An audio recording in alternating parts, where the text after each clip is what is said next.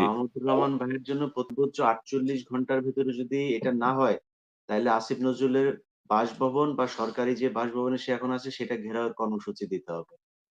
এবং সেটা করার মতো মানুষ বাংলাদেশে আছে। আসিফ নজরুলের মনে করার কোনো কারণ নাই যে তার ব্যাপারে সে ১.৫ দিনের মন্ত্রী, এত ফাল পাইরা লাভ নাই তো।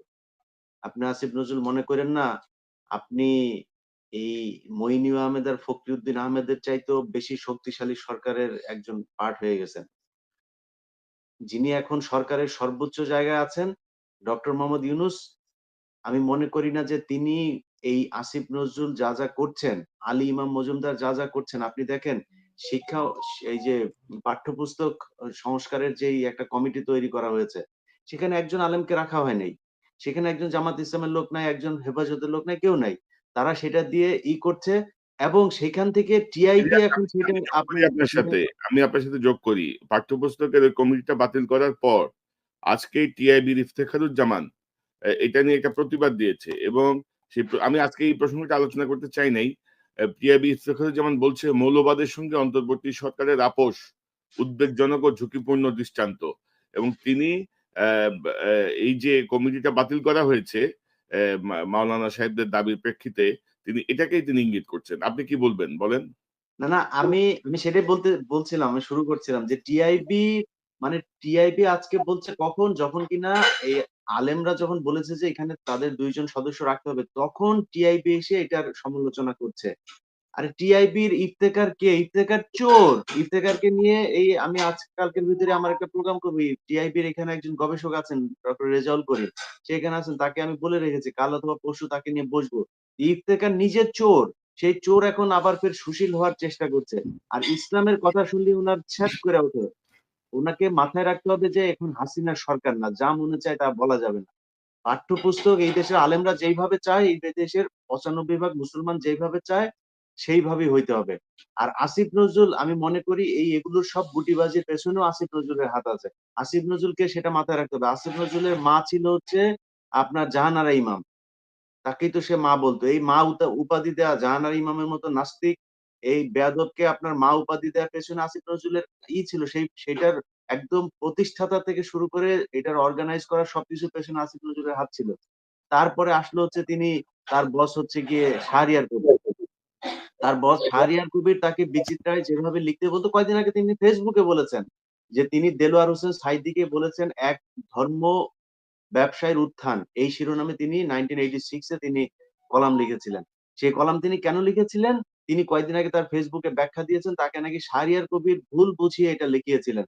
আসিফ নজরুল আপনি সাংবাদিকতা করেন, আমরা সাংবাদিকতা করছি।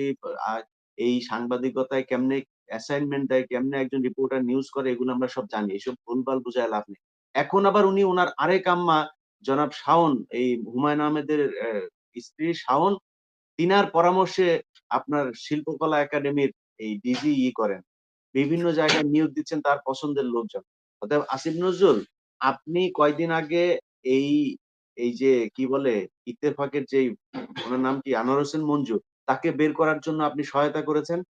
আমার কাছে যতটুকু তথ্য আপনার বাসায় এখন পর্যন্ত এই সামন্তলাল সেন, যিনি স্বাস্থ্যমন্ত্রী ছিল, সে এখনো আপনার বাসায় পলায়ে আছে।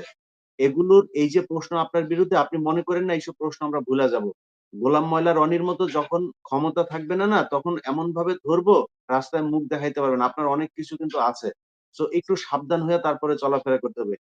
কয়দিন চলবে সেটা না ভাই, সামনের ৪৮ ঘন্টার ভেতরে যদি নাকি মাহমুদুর রহমানকে, আমার মতামত আমি আপনাদের সবার কাছে এটা জানতে চাই নাই বা আপনাদের এটা মতামতও না। আমি আমার ব্যক্তিগত মতামত জানাচ্ছি যে, আসিফ নজরুল, আপনাকে বলে রাখলাম ৪৮ ঘন্টার ভেতরে যদি নাকি মাহমুদুর রহমান বের না হয়, তাহলে আপনার ব্যাপারে যা করণীয় সেটা করা হবে।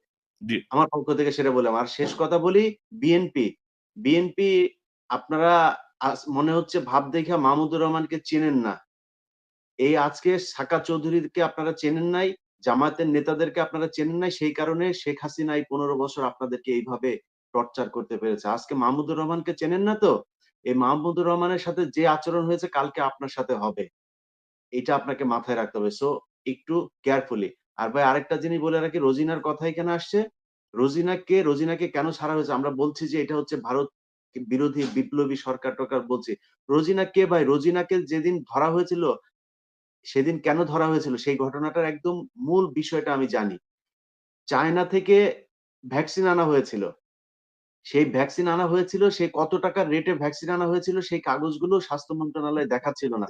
কিন্তু ভারত চাচ্ছিল সেটা প্রকাশ করতে যে শেখ হাসিনা চায়না থেকে কত টাকার ইয়েতে এনেছে এবং একটা চুক্তি যে হচ্ছে এই ইয়েটা প্রকাশ করতে।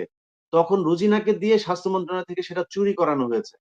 সেই চুরি করানো এখানে ধরা খাওয়ার পরে তারপরে এটা নিয়ে হয়। সো রোজিনারা, প্রথম আলো এগুলো হচ্ছে ভারতের রয়ের এজেন্ট। বাংলাদেশে রয়ের একদম সরাসরি যদি হেড অফিস বলেন সেটা হচ্ছে প্রথম আলো। সেই কারণে তাদেরকে এত দ্রুত ছাড়া হয়েছে। আসিফ নজরুলের সামনে বলা হয়েছে, আমি সেই সংবাদ সম্মেলনটা দেখছিলাম। আসিফ নজরুলকে বলা হচ্ছে, আপনি কি জানেন রোজিনার নামে এই মামলা? হ্যাঁ, কোথায় বলেন তো, এদিকে এদিকে আসেন। সাথে সাথে তিনি লিখে দিয়েছে, আসিফ নজরুল তোমার বাপের আদালত এটা। তুমি মন চাইলে রোজিনারে ছাইড়া দিবা, মন চাইলে মাহমুদুর রহমানের এই করবা। তোমারে ন্যাংটা কইরা তারপরে ঢাকা বিশ্ববিদ্যালয়ের রাজু চত্বরে দাঁড় করায় রাখা হবে। ভালো হয়ে যাও, আগে থেকে বলে রাখলাম। জি, আজকের অনুষ্ঠানে যোগ দেওয়ার জন্য জনাব ইলিয়াস হোসেন, মাসুম মাহবুব, আতাউর রহমান কাবুল, মিনার রশিদ, আপনাদের সবাইকে অসংখ্য ধন্যবাদ। নিশ্চয়ই নিকট ভবিষ্যতে আমরা আবারও অন্য কোনো অনুষ্ঠানে আপনাদের সঙ্গে কথা বলবো বিস্তারিত। যত বেশি আলোচনা হবে, যত বেশি আমরা আ ব্যাখ্যা বিশ্লেষণ দিব। কিছুটাও যদি সরকারের কানে নেয়, তাহলে এই বিপ্লব ব্যাহত হবে না এবং কোনোভাবেই এই এত রক্তপাতের বিনিময়ে এত বিপ্লবের মাধ্যমে যে সরকার, সেই সরকারকে গুটি কয়েক ব্যক্তির খেয়ালখুশি বা অযোগ্যতা বা অদক্ষতার জন্য আমরা ব্যর্থ হতে দেব না। আমরা আ সজাগ দৃষ্টিতেই ওয়াচডগ এর ভূমিকায় আমরা আছি। আপনাদের সবাইকে অসংখ্য ধন্যবাদ। দর্শক, এতক্ষণ যারা এই অনুষ্ঠান শুনলেন, নিশ্চয়ই আপনারা এই আলোচনার মর্মার্থ উপলব্ধি করতে সক্ষম হবেন। জনাব মাহমুদুর রহমানের বিষয়ে যারা আমাদের সঙ্গে অনুষ্ঠানে যোগ দিতে চান, দয়া করে আপনাদের হোয়াটসঅ্যাপ, টেলিফোন নাম্বার সহ ganoksarowannews@gmail.com এই ঠিকানায় আপনারা যদি আপনাদের আগ্রহ প্রকাশ করেন, আমি আপনাদের সঙ্গে যোগাযোগ করব। আপনাদেরকে আমার অতিথি হিসেবে আমন্ত্রণ জানাবো। আপনারা আপনাদের প্রতিক্রিয়া জানাতে পারবেন। দর্শক, এই চ্যানেলটি সাবস্ক্রাইব করে আমাদের পাশে থাকুন। এই চ্যানেলের মেম্বারশিপ নিয়ে আমাদের পাশে থাকুন। আবারও দেখা হবে ইনশাআল্লাহ। আসসালামু আলাইকুম।